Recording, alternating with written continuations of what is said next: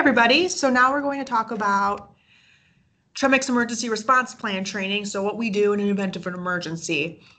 So we're going to talk about some general information, some reasons why we'd evacuate, our take shelter severe weather plan, our injury and illness reporting, and our and power outages, because we've had quite a few of them during my time here.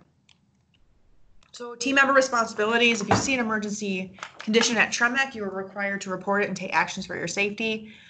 Everyone's required to follow my direction. So as a health, safety, environmental coordinator, I call myself like the ringleader during an emergency. I call the shots. Or if the authority having jurisdiction is here, like the police, the fire, or hazmat teams, they're the ones who call the shots.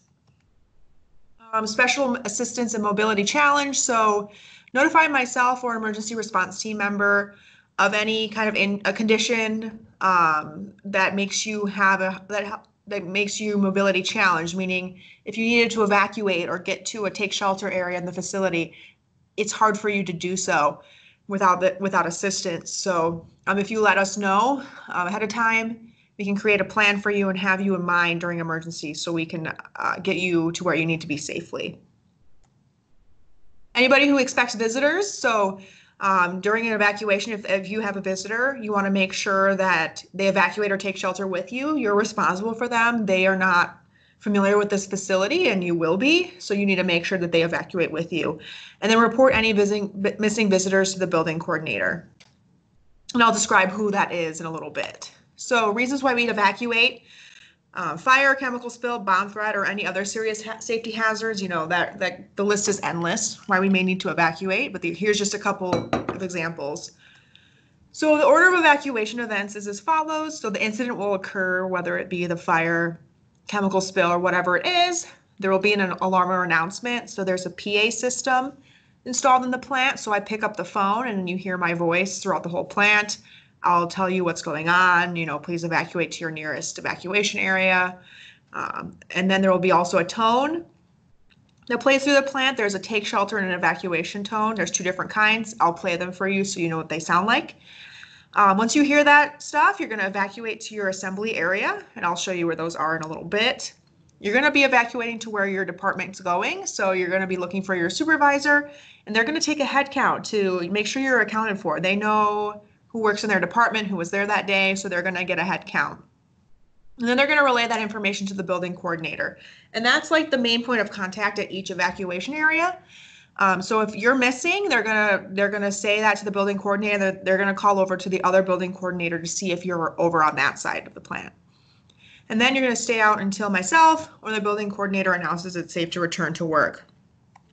So the evacuation tone sounds like Pac-Man. I used to say it sounded like a car alarm, but then one time during orientation, someone made it a point to say it sounds like Pac-Man. You be the judge, whatever helps you remember.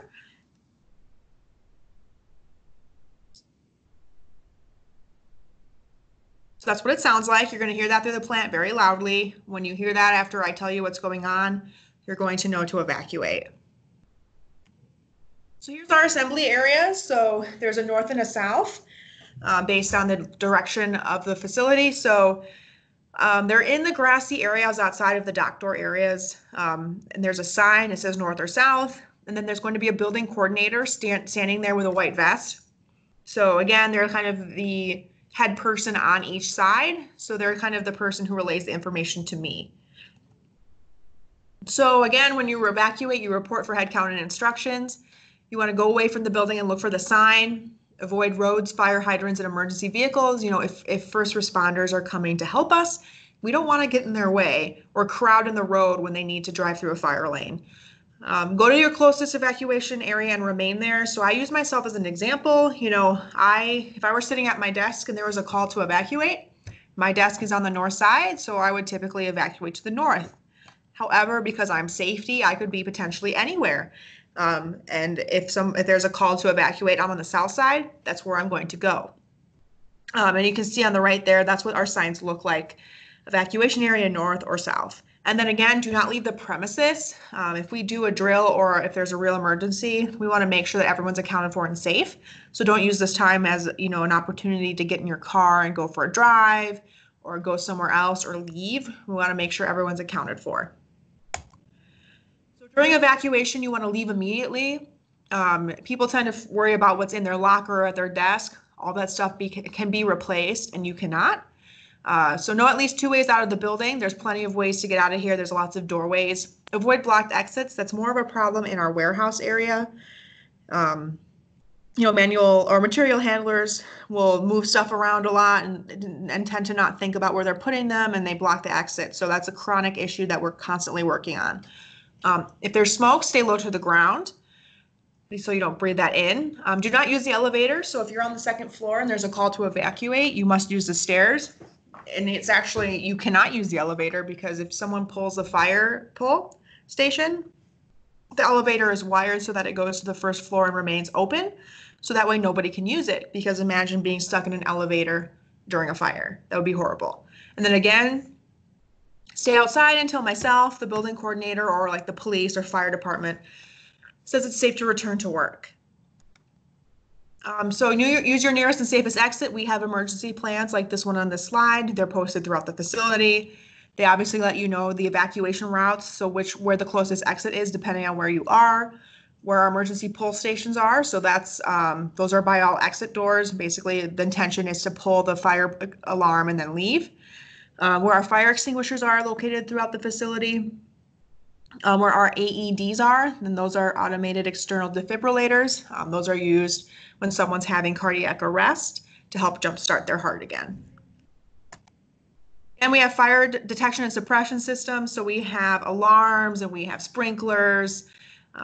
So if there was ever a fire, that the building and people can be protected. So fire extinguishers. So you're not required to fight a fire, just report it.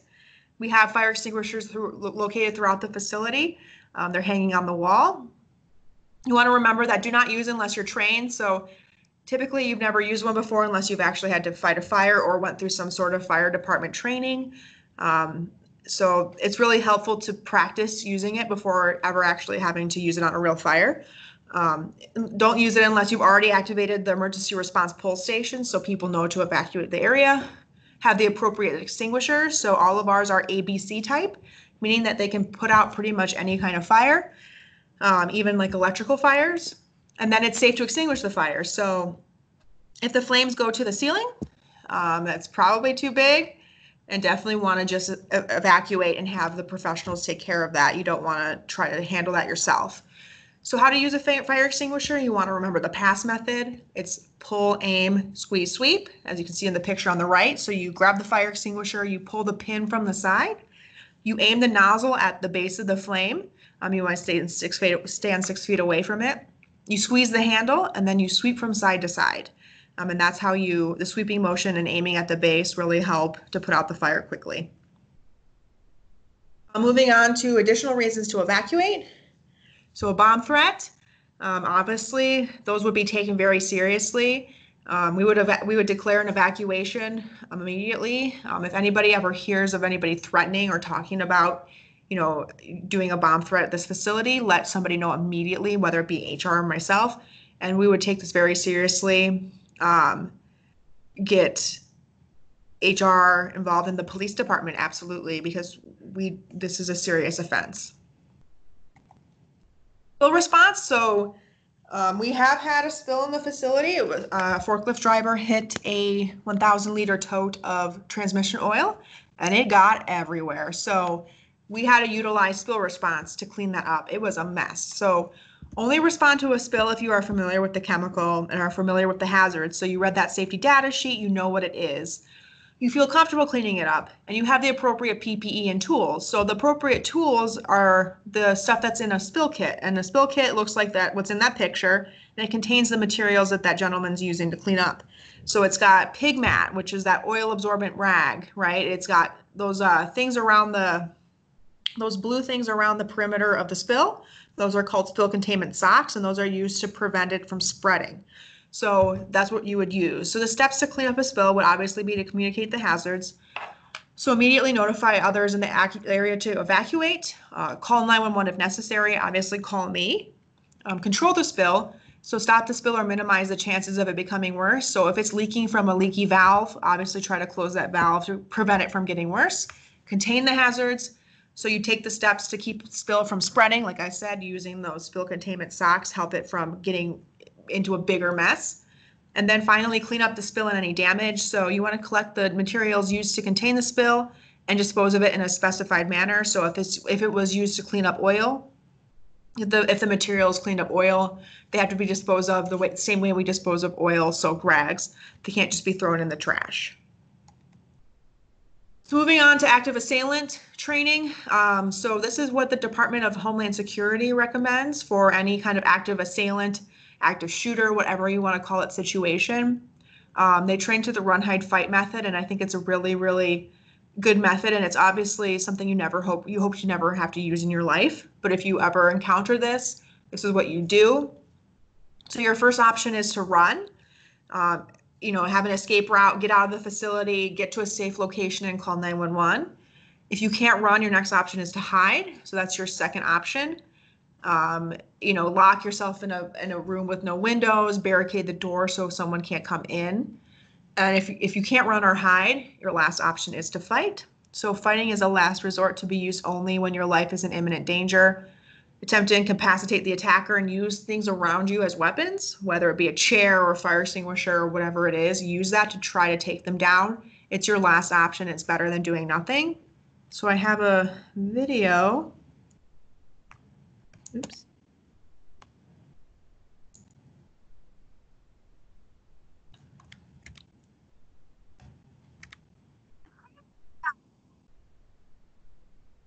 Let me share this next.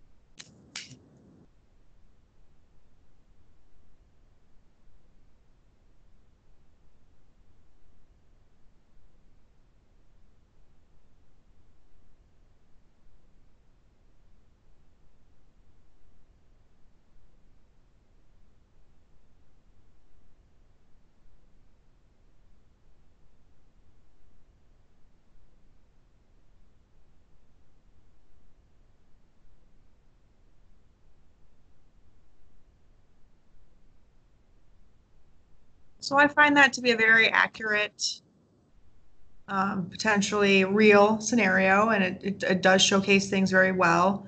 It's a reality, a very scary reality we have to be prepared for. And I hope that, we never have to encounter this in our daily lives, but it's good information to know. So back to my orientation. I'm going to go back to where we left off. So next, we're going to talk about our take shelter situation. So that would be for like tornado emergencies or severe weather. I monitor the weather, and depending on what the outcome is, we may need to issue a shelter in place order.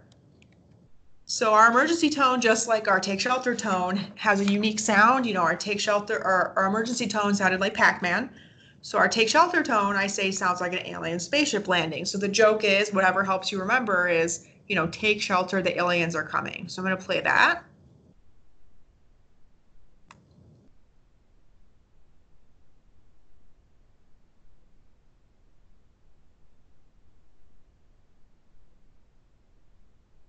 I always figured that was alien-like, it sounds like an alien spaceship. So that's what I think that sounds like. So that's the tone you're going to hear when a take shelter announcement is made. So tornado watch versus tornado warning, tornado season in the state of Michigan is May. That's when most tornadoes occur, but they're possible, after May as well. So a tornado watch means a tornado is possible. The conditions are favorable for a tornado to occur. So like we talked about earlier, anyone needing special assistance, I'll let them know that a tornado is possible, and I'll have them in my, I'll keep them posted of the conditions. Anyone on the roof, I'll obviously tell them to come in, and then I'll continue to monitor the weather closely. If the issue if it's been transferred from a watch to a warning, that means that a tornado has been spotted in the area. So I'll announce via the paging system. You'll hear the alien spaceship landing sound. You're going to go to your closest shelter area immediately, and you're going to stay there until an all clear announcement's been made. So where do we take shelter in the facility? There's a couple places. They're obviously all on the first floor, and they're inner rooms, so they're like enclosed within the building, and they have little to no windows. So they're there to protect you during a tornado. So these places would be our first floor bathrooms and locker rooms, our inner offices or inner conference rooms that have no windows, and then our incoming quality office. So that's like kind of the nucleus or the very center of our plant. It's right in the middle between our warehouse. It's like sandwiched between our warehouse and our clean room. And that's where the majority of people will shelter, because that is our biggest area to do so. Injury and illness reporting, it's obviously my favorite thing to talk about because it's so important. Report all injuries and illnesses to your supervisor first. Obviously, you want to make them aware, and myself. And if you report to your supervisor must tell me. I'm gonna report them immediately, regardless of severity. So a lot of times in my career, I've seen people injure themselves and not say anything about it. They kind of just want to see if it's going to go away, and it actually doesn't, and it gets worse. So it's better that we know right away so we can get you the proper care. So myself and I have an emergency response team. They've gone through training. We'll arrange for help, whether it be through an ambulance, or we can provide, CPR, use an AED, or provide first aid. We have gone through training for that. When calling me or anybody in the emergency response team regarding an incident, let them know where the incident occurred and what happened. So if you're a witness to an injury, what should you do? Obviously, do not move them. And if they're laying on the ground, they may be severely injured, and if you move them, it may make things worse. You want to keep the person talking. So if they're fading in and out of consciousness, you want to ask some questions like, what's your name? What's wrong? What happened? Did you take anything? Does anything make it better or worse? Do you have any allergies, or are you on any medications? And if anybody tells you anything personal about themselves, you can't share that because that's personal medical information. So you want to maintain their privacy. The only person you can share that with would be myself, or an outside emergency response team like an EMT. They would want to know that information. Obviously, protect yourself against bloodborne pathogens. So blood has, things in it that can make you very sick. They're called bloodborne pathogens. So if you ever see anything at the facility, whether it was directly from an injury or you see something that looks like blood, please do not touch it. I'm sure you wouldn't want to anyway, and let somebody know I am trained in how to clean up blood. I actually have a kit that's used. And even if you're not sure if it's blood, maybe it looks like ketchup, you don't want to take the chance, so always assume it's blood. And then finally, we have first aid kits. Those are for minor injuries and illnesses. So we have like Band-Aids and antibacterial cream and ibuprofen if you have a headache and all kinds of stuff in there. So if you have any small injuries, you can treat them with first aid. Power outages. So we did just get a generator installed, but it's not a full plant generator. It only keeps our emergency lights running and our IT system running as well. So it's not a full plant generator, so we can't run the line or anything like that. Our emergency lights will activate. Typically, we evacuate to the cafeteria, or we can evacuate outside to our evacuation areas. But we may continue to work unless directed otherwise. We do check the DTE app and see when the power is expected to come on. We did have several power outages last year, but typically if it's going to take a long time for the power to come back on, they have sent people home, but it really just depends on when it's expected to come back. But ultimately, that is at management's discretion. Again, my name is Erica Cleary. I'm the Health Safety Environmental Coordinator. There is a 10-question quiz, so whoever's playing this video is going to pause it so you can take that quiz. And then in a little bit, we're going to move on to our COVID-19 response and expectations for the facility.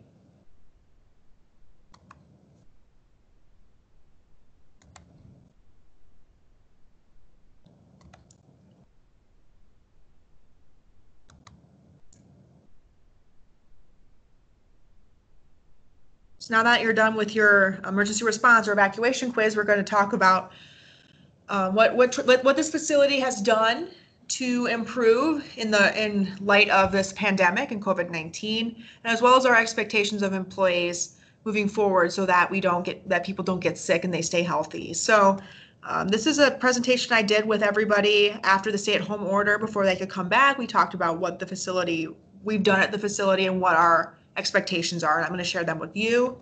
So when the governor issued her executive order, one of her requirements is that we talk about certain things about COVID-19 to educate people. And these are all things you've probably heard before, but it's good to, just refresh. So first we have to talk about symptoms of COVID-19. So symptoms may appear 2 to 14 days after exposure to the virus, and that's what makes it different than the regular flu. You may be asymptomatic for that time. So you may have been exposed and you may have COVID-19, but you have no symptoms and you don't know it, and you could be spreading it to people everywhere. And that's what makes it very interesting versus when you have the normal flu. When you have symptoms, that's when you're contagious. So that's typically when you know to stay home, not come into work, you have the flu. But with COVID-19, the scary part is you can be asymptomatic and still get people sick. So the top 3 symptoms, and always have been, were dry cough, shortness of breath or difficulty breathing, and fever. That's like the trifecta of symptoms. But there's also, you could have chills, muscle pain, sore throat, a new loss of taste or smell. So maybe you wake up one day and you can't smell or taste anything. That's something maybe you would want to look into. And these are all symptoms that you cannot attribute to another health condition. So someone said to me once, well, I have asthma, Erica. I always have difficulty breathing. And that's exactly my point. You have difficulty breathing because you have asthma. So you want to be able to make sure that you can't attribute these symptoms to anything else. So how does COVID-19 spread? That's also a requirement that the governor has that we talk about. So person-to-person spread is the most common. It's obviously between people who are in close contact with one another. So that's why it's so important that we wear our masks and we stay 6 feet away from each other, really maintain social distancing as much as possible. So it's through respiratory droplets produced when an infected person coughs, sneezes, or talks. So when you talk or cough or sneeze, there's droplets that are in the air and they could potentially land in the mouths or noses of people who are nearby or possibly be inhaled into the lungs. So there's also could be spread from contaminated surfaces. So that's when you touch a surface that a infected person touched, and then you continue to touch your face. And that's how you contract the virus. But luckily about that situation is it's easy to control. You can disinfect surfaces and make sure that that's not a problem. So studies have shown that COVID-19 can survive up to 72 hours on plastic and stainless steel. less than 4 hours on copper, and less than 24 hours on cardboard. So as always, clean your hands with an alcohol-based hand rub or wash them with soap and water. And very, very importantly, avoid touching your eyes, mouth, or nose. When wearing your mask correctly, your nose and your mouth will be covered. So that should help as well. So every day we will be doing an on-site screening for symptoms of COVID-19. We've taken, the lead from the big three, Amazon. A lot of people are doing this. We want people to self-report symptoms. So we're doing this every day indefinitely. We don't know when this is going to stop. We're taking the lead from, local health officials or the government to let us know that, COVID-19 is not a threat anymore. But that's really dependent on, a proper treatment or a vaccine. So we're still waiting on that. So we're going to continue with the screening process. So what you do is you fill out a questionnaire every day. I recommend you take some home with you, keep them in your car, and fill them out in your car every morning. So once you complete the questionnaire, you enter the facility and you show your completed questionnaire to the security guard. The security guard reviews the answers and tells the employee to drop the questionnaire in the drop box. Spoiler alert, we want all the answers to be no. If any of the answers are yes, you're going to be sent out of the facility. The security guard takes your temperature using a non-contact thermometer, so that it's not going to touch you, but they just want to make sure you don't present with a fever. And then you're going to get handed a mask by the guard. So actually you pinch the mask out of the box. So you get one per day. If you treat it with love and respect, you should only need one mask per day. So again, the screening process is conducted for every employee and visitor for each shift. So again, you line up outside of the facility. There's red dots in the sidewalk. That's where you stand every 6 feet to wait to come in. If you report symptoms of direct exposure, you will not be permitted in the facility. Obviously, we want you to be able to quarantine at home and get better. We also don't want anything to spread to others. So if your temperature is at 100.4 degrees Fahrenheit or higher, that's technically a fever. Or if you exhibit visible symptoms of illness consistent with COVID-19, you'll not be allowed in the facility. So here's the dots I was talking about. That's where you stand at the beginning of your shift to line up to come into the facility so that there's not a large group of people at once. Our employee entrance area is not a very big area, and we want to make sure that we want to keep the social distancing as much as possible. So if you come into work feeling fine, but you start to feel symptomatic during the day, which is very possible, let your supervisor know immediately. If you report COVID-19, you're going to just be escorted out of the facility. We're not going to interrogate you or anything like that. We just want to make sure you go home and get better. Any areas you are in contact with will be cleaned thoroughly. So again, if you have symptoms, you'll be asked to leave. Call the absentee line. I know that our staffing company employees have a different number, but TREMEC has a number as well. And again, we'll clean the area. If you test positive, so if you get a test, you got to call Human Resources. You're going to have to do a self-quarantine and return to work protocol. And we're going to have to contact anyone you've been in contact with and let them know that that someone tested positive and you were in contact with them. So CDC doesn't require people to close their plants if there's someone that tests positive in the facility. What they do approve of is a barricade and disinfect. So obviously if you had COVID-19 and you were diagnosed positive, we would barricade the work area in which you were at, engage housekeeping and myself to ensure proper cleaning is complete. And then we're going to evaluate if additional disinfection is required. So possibly a third party or something like that.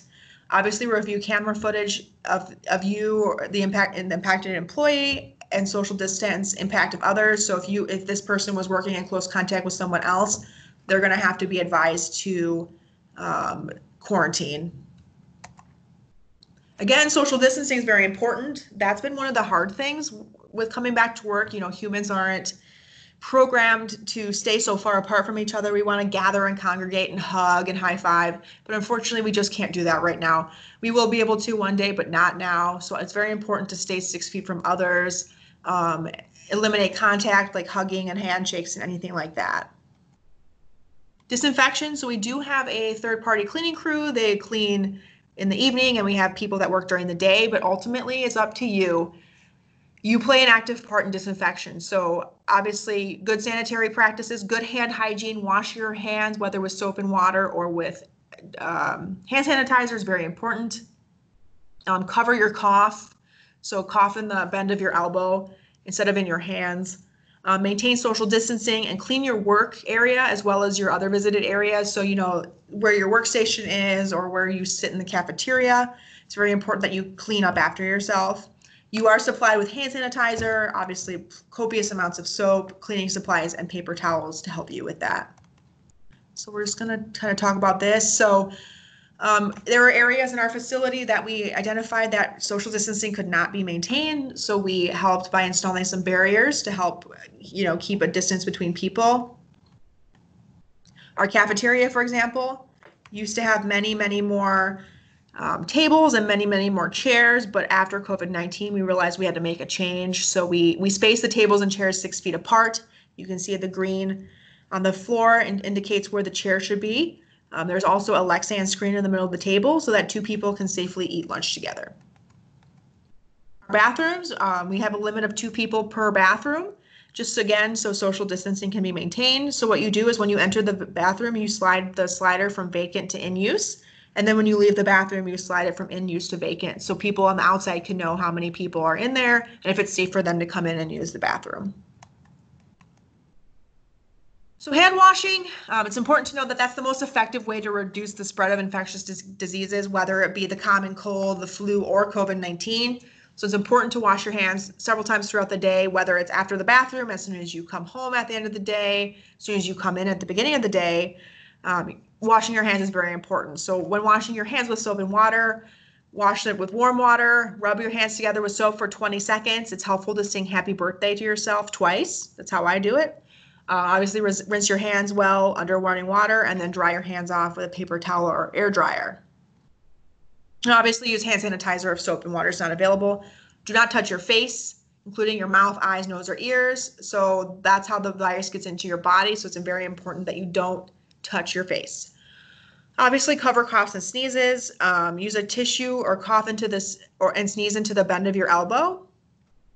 And then keep personal devices clean. Your phone comes everywhere with you, whether it be in your car, people bring it in the bathroom. So you got to make sure that thing's clean because you're touching it with your fingers, putting it up to your face, and it's very easy for germs to spread that way.